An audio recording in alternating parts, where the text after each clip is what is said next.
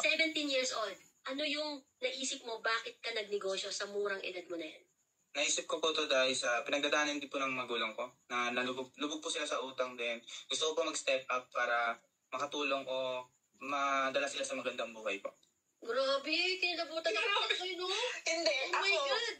Ako GL, umpisa pa lang ng salita niya, parang naluluhan ako kasi nasa puso talaga yung sinabi niya kasi for family. Grabe. Kasi alam niyo po, syempre, as a 17 years old, 17 years kasama old? natin ngayon dito sa Zoom natin at isa na siyang negosyante, mga ganitong edad. Mga lagi ML yan. Kaya kung ano-ano pa yung ginagawa, dapat sa isip nila yung pagninegosyo.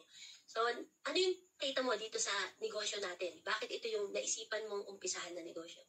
Totally po na isip ko po for another income po kasi po may business na rin po akong nagawa. Traditional business po. Mantikaan po siya. Ay, grabe, mantika. Paano ginagawa yung mantika?